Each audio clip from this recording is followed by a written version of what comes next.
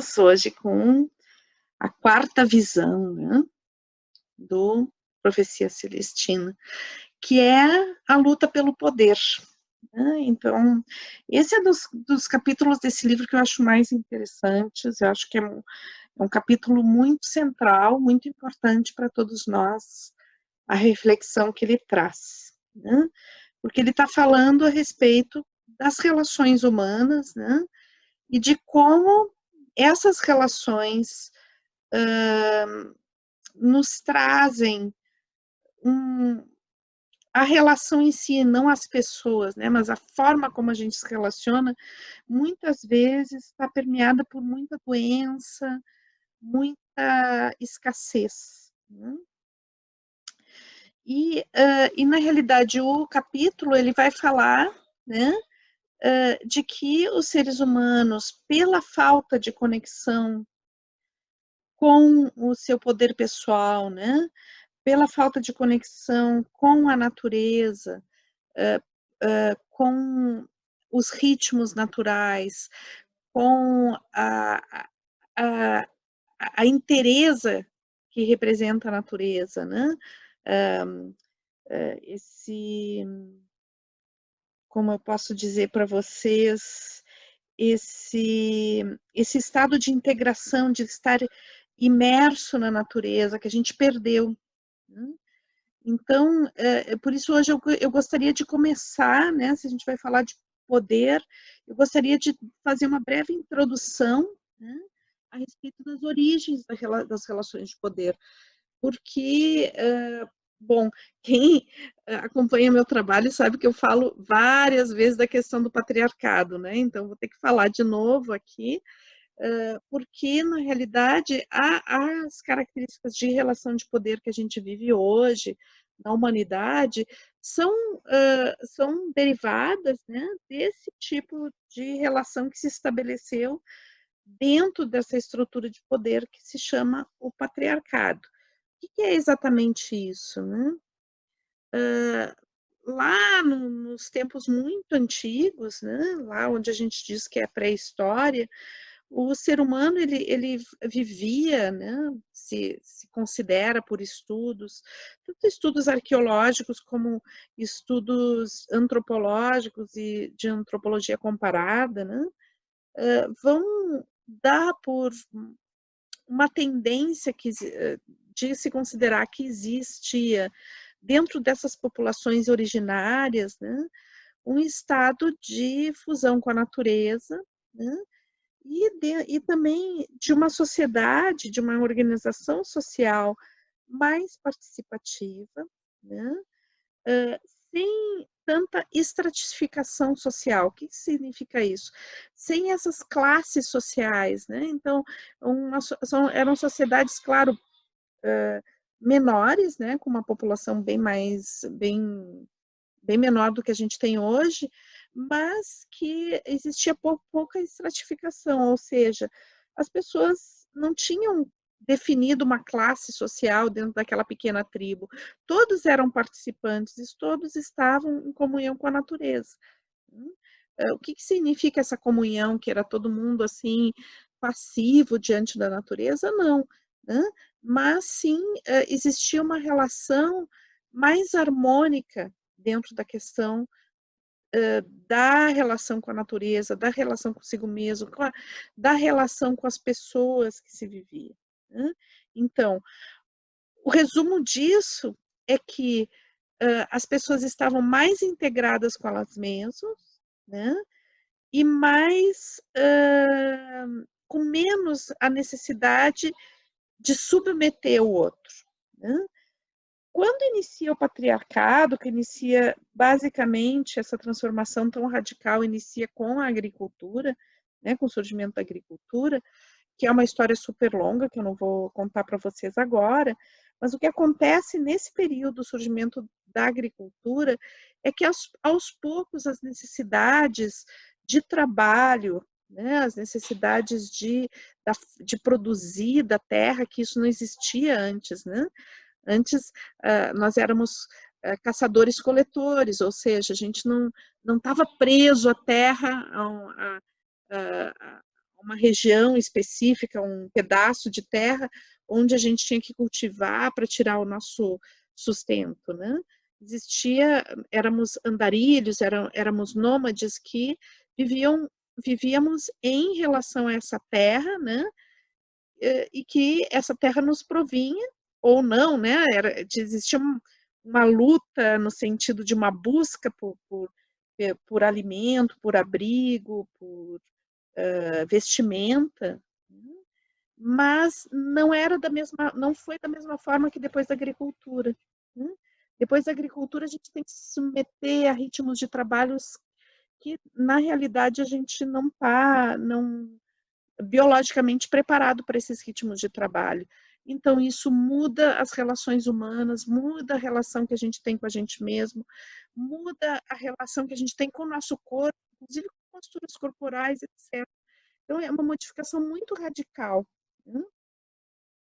E dentro dessas relações de trabalho, então começa, à medida que essas relações, que a agricultura vai gerando excedentes de produção, ou seja, riqueza, da qual alguém tem que se beneficiar, essa riqueza ela não passa a não ser partilhada, né?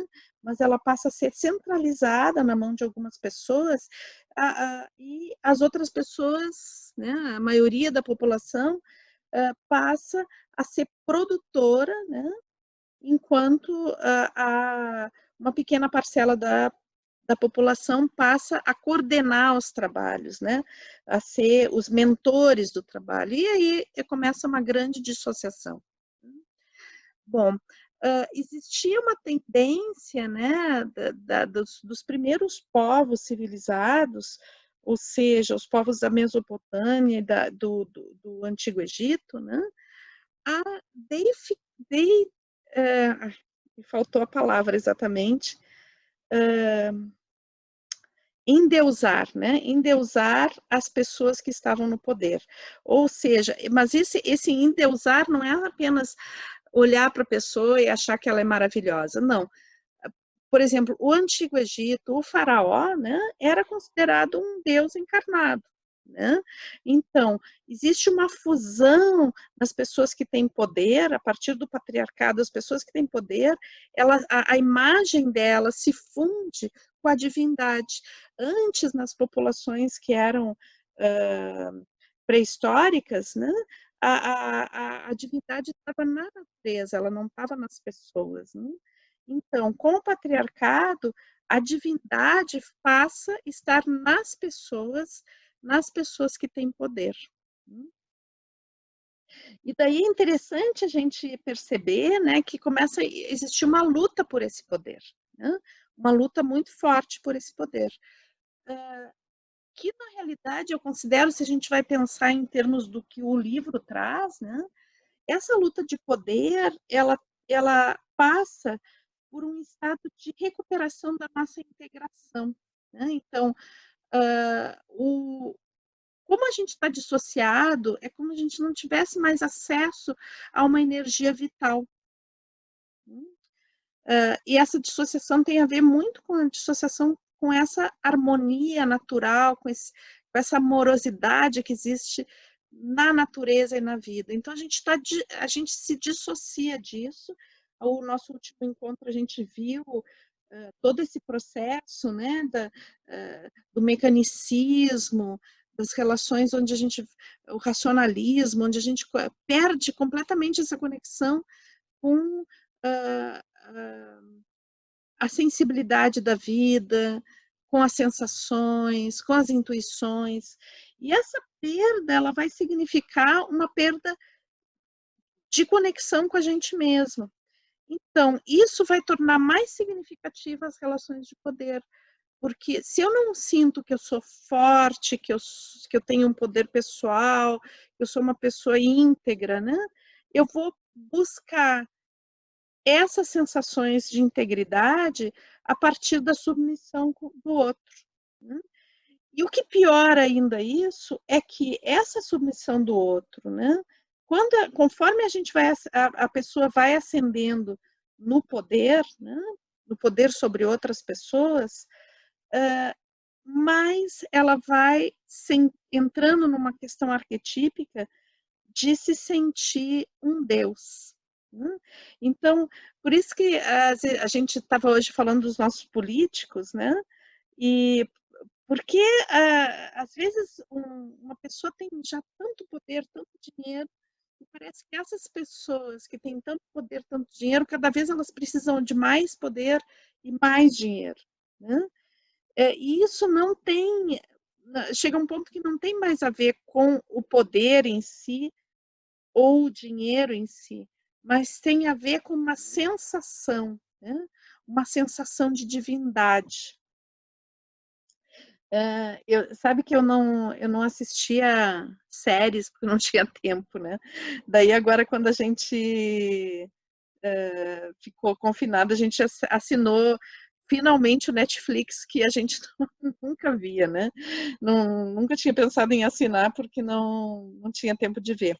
E daí eu e o Marco, a gente está vendo aquela série Vikings, né?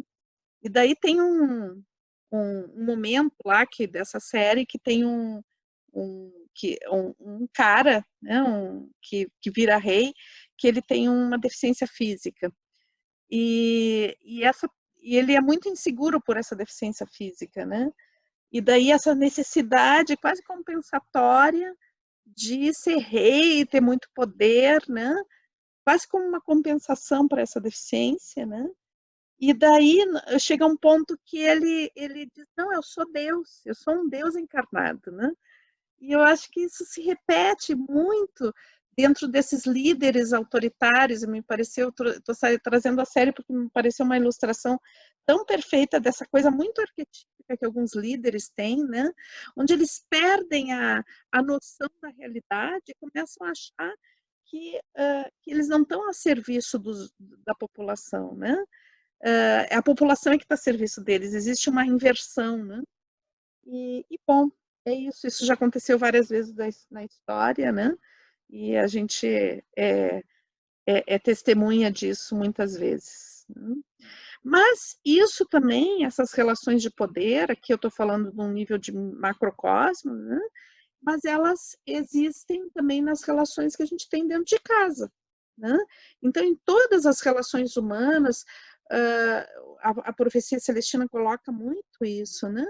Que as relações humanas, por essa deficiência de integração, essa deficiência de entrar em contato realmente com a, com a, com a nossa essência, com o nosso propósito nessa existência, que acontece?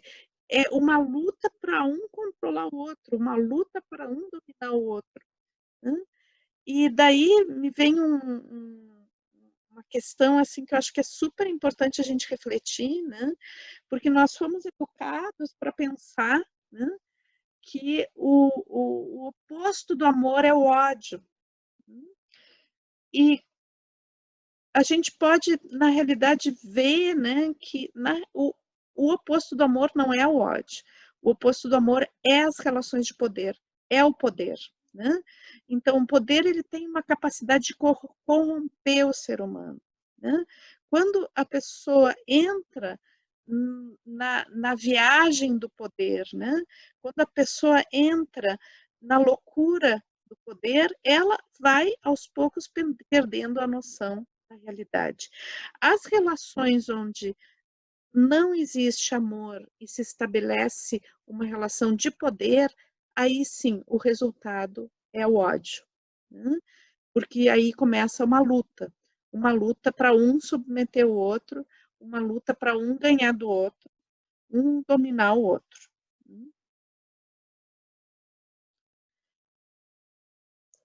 E daí, o Profecia, né, ele vai falar de uma coisa bem interessante, que é a questão da atenção, né? Então, o que que se busca, né? Eu busco ter atenção do outro, né? Eu busco que o outro me olhe, me veja, e dessa forma eu busco ganhar algo que o autor vai traduzir a respeito, falando que eu busco energia, né? E daí tem essa frase que é do autor, mas ele tem um outro livro que eu uso para auxiliar o entendimento, né? E daí eu estava lendo ele hoje e ele diz assim: onde vai a atenção, lá flui a energia. Né?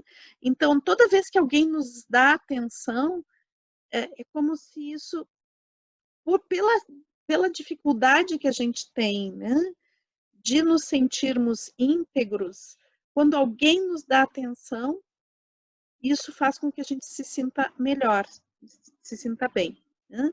Então, a grande luta que o Profecia ele vai falar, né, é justamente a luta por essa energia. Essa energia que me dá uma sensação temporária de bem-estar. Né? E é super importante perceber isso. Como não está baseada na integração da identidade da pessoa, é um poço, desculpe, é um poço sem fundo. Né?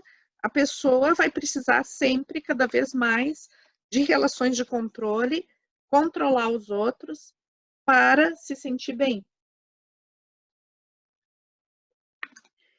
E daí vem essa questão que eu acho muito interessante, eu gosto muito desse capítulo desse livro, porque eu acho que ele vai revelar isso, né? Que é os dramas de controle. Né? Então, o que será isso, dramas de controle? Então, a gente pode ver algumas formas que as pessoas, que nós mesmos utilizamos, e aí a gente pode também identificar qual é o nosso drama de controle, né? Porque ninguém está isento disso. Né? Os outros que fazem drama de controle, a gente faz também, né?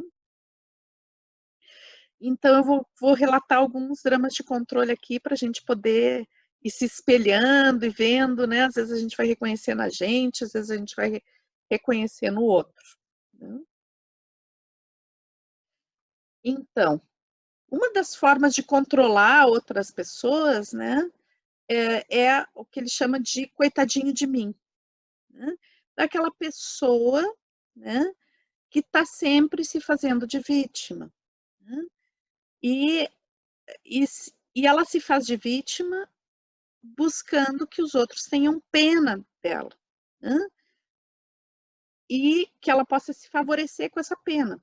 Quando a gente vai falar de dramas de controle, uma coisa importante a gente perceber é que a pessoa não tem consciência do drama de controle. Tá? Então, não é que ela faça de propósito, agora eu vou me fazer de vítima aqui para manipular um pouco meus amigos. Não é isso. Tá? A pessoa, ela realmente se sente uma vítima. Né? Só que ela usa isso para controlar os outros. Né? Então, a pessoa que tem esse drama de controle, né, que ela se sente assim, sempre muito coitadinha, ela vai manipular as pessoas, basicamente provocando uma reação de empatia, uma reação de solidariedade. Né? E o que ela vai buscar é, né, qual é o sentimento? Quando alguém está nos manipulando dessa forma, o que a gente sente? Né? Qual é o sentimento que vem? Então, geralmente ela vai manipular gerando culpa. Né? A culpa é o sentimento que vem mais presente. Então, é interessante a gente ver, né, se cada um poder pensar assim, bom, será que eu reajo, que eu faço isso com os outros, né, com as pessoas, para ter energia? Ou quais são as relações que eu vou nutrindo, que eu vou me relacionando, que tem essa característica, né? Onde a pessoa vai ficar me fazendo sentir culpada, me culpa das coisas, quer que eu me responsabilize pelas coisas dela. Então, outro drama de controle é a pessoa quando ela é distante, né? Então, é aquela pessoa que para a gente conseguir conversar com ela, falar com ela, fazer com que ela se abra, é quase como, é um esforço muito grande. Então, a pessoa, ela se mantém distante justamente para causar essa angústia no outro, onde ele tem que ficar tentando escavar essa comunicação, porque senão ela não acontece. né? Então, a manipulação, ela se dá aqui na busca de um esforço de comunicação. A pessoa fica tentando, mas o que que tu tem? O que que aconteceu? A pessoa fica quieta, emburrada, né? Não quer falar, fica distante, se isola. Mas o que que move? Eu fiz alguma coisa? E daí vai gerando uma angústia no outro, né? Então, a pessoa ela vai controlar dessa forma. Então, aí vejam também vocês, né? Será que vocês, às vezes, agem dessa forma com os outros, né? Ou vocês estão em relações onde alguém age assim com vocês? Vocês se sentem angustiados com a presença, na presença de algumas pessoas que vocês têm relação, né? Essa angústia constante, onde a cada momento eu estou desconfiado de que a pessoa, bom, vai de novo, vai se fechar, né? Então, depois tem o interrogador, né? O interrogador é aquela pessoa que nos faz sentir julgados o tempo todo, né? Então, ele está sempre avaliando, sempre medindo, sempre vendo o que, que tu fez, o que, que tu não fez, avaliando que forma que tu fez, que forma que não fez, né? E ele vai manipular justamente o nosso sentido de adequação, né? E o nosso sentido de autoconfiança. E ele vai se nutrir buscando gerar insegurança no outro, né? Então, é aquela pessoa que tu fica o tempo todo inseguro, se tu está fazendo é correto, se tu é uma pessoa válida, tá? Então, também mesma coisa. Pensar se às vezes vocês agem dessa forma ou se acabam se submetendo a esse tipo de violência. E depois aqui tem o intimidador, né? O intimidador é aquela pessoa que já é mais agressiva, né? E é a pessoa que ela vai manipular, ameaçando a integridade do ser, né? Então, é aquela pessoa que ela pode, sim, ela pode te bater, ela pode te maltratar até fisicamente ou psicologicamente, emocionalmente, né? E o que ela busca, né? Às vezes com atos, às vezes com ameaça, bastante com ameaças, né? Uma postura ameaçadora, né? Que pode descambar para uma agressão concreta, mas a própria postura ela é agressiva, né? E ela busca gerar medo, né? Então essas pessoas se nutrem do medo dos outros. Então, mesma coisa, procurar perceber, né? Se algumas atitudes nossas têm a ver com isso, né? Ou se a gente está convivendo com pessoas que buscam gerar esse sentimento de medo. Então, e daí vamos ver aqui a questão da superação dos dramas de controle, né? E bom, o que, que eu posso dizer, né? A gente não tem como a gente superar o drama de controle do outro, né? Nós podemos sim alertar a não entrar no jogo, né? Então, o autor do Profecia, ele coloca que uma das formas de não entrar no jogo, né, é explicitando, né? Então, por exemplo, se uma pessoa vem com uma postura ameaçadora, né, poder dizer, tá querendo que eu tenha medo de ti, né? Então, cada uma dessas, deixa eu até voltar aqui, a gente pode ver que, opa, em cada uma delas a gente poderia pensar, né, em algo que a gente pode revelar, né? Quando, coitadinho de mim, começa manipulando, dizendo, porque tu me deixou, porque tu não me cuidou, porque tu não dá bola, tu tá querendo que eu me sinta culpado? Ok? Então, esse explicitar, né? Então, quando o distante começa a se isolar, tu tem que arrancar uma palavra, começa, né, a querer que não te responde perguntas, fica em silêncio, se isola, né? Fica emburrado, com uma cara feia. Tu pergunta o que que tu tem, não tenho nada, o que então, assim, tá querendo que eu me sinta angustiada em relação a ti? Tá querendo gerar, né? Então, poder explicitar.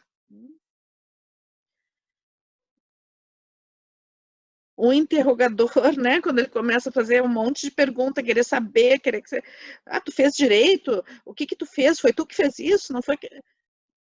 Por que que tu tá me fazendo tanta pergunta? Porque tu tá querendo dizer que eu fiz alguma coisa errada? O que que tu tá querendo dizer com isso? Com tanta pergunta? Por que que tu me faz tanta pergunta? Quer me deixar inseguro? E aqui, como a gente tinha visto, né? Tá querendo que eu me sinta com medo de ti? Tu quer me gerar medo? Bom, quando a gente vai deixar explícito as situações, né? Pode ser que a pessoa fique braba com a gente, não queira mais se relacionar com a gente, né? Mas pode ser que também seja um lampejo de consciência, né? Que a pessoa se dê conta, opa, por que que eu estou fazendo isso? Mas acho que o principal trabalho que a gente pode fazer não é sobre o outro, é sobre a gente mesmo. Então, eu acho que colocar atenção, né? Eu achei bem interessante que o Marco colocou a questão da atenção como tensão, né? Então, talvez despertar, né? Para perceber o que sentimos, né? Então, acho que a primeira coisa é não aceitar o mal-estar. Se eu estou sempre tô convivendo com pessoas que me causam mal-estar, isso é um alerta, é uma coisa. As pessoas não podem, tu não pode estar convivendo com pessoas que te causem mal-estar. Se existe mal-estar, é porque existe uma luta de poder, né? E se existe uma luta de poder, existe alguém, um tentando dominar o outro, né? Então, eu acho que a primeira coisa é não aceitar como natural viver em relações onde exista mal-estar, porque aí existe luta de poder, né? E não existe amor. Né? Por mais que a pessoa diga, eu te amo, né? Ou que vocês digam, eu amo essa pessoa, onde existe a relação que está baseada na luta de poder, ela está matando, sufocando o amor. Então, acho que uma das coisas que a gente tem que perceber é isso, né? Então, não tem, não tem nenhum amor que justifique a violência e o controle, né? Então, se a relação, ela existe amor nela, é importante que se volte para o amor, né? Se volte para a nutrição da relação e não pela disputa de poder, né? E pelo controle. Então, é muito importante isso, porque na nossa cultura a gente chama controle de amor. Então, tu tem uma relação onde tu tem uma relação de amor com alguém, então essa pessoa imediatamente está se autorizando, ou tu te autorizando a controlar a vida do outro, e disputar energia com o outro. Né? E a gente acaba chamando esse nível de manipulação extrema de amor. Né? Então, acho que é importante a gente perceber que não é por aí. E daí ver o que a gente está cultivando, tanto em nível de sentimentos nossos com a gente mesmo, como cultivando dentro das relações. Né? Então, sobre isso, sim, a gente pode refletir, e sobre isso, sim, a gente pode mudar no nosso comportamento e na nossa relação com as pessoas e com a gente mesmo. Né? Então, quais são os sentimentos que eu quero nutrir nas relações. Os sentimentos de controle, que naturalmente é uma palavra ruim, né? Mas assim, que vão existir, talvez não naturalmente, mas culturalmente vão existir. Acho que a palavra principal mais adequada é essa, né? Culturalmente a gente vive numa cultura de controle, então vai surgir as relações de controle, os dramas de controle em todas as relações que a gente vive, mas o quanto a gente vai cultivar isso e o quanto a gente vai descobrir formas, meios de cultivar as coisas legais, a energia legal que existe dentro das relações e cultivar isso, né? Saindo da luta por poder.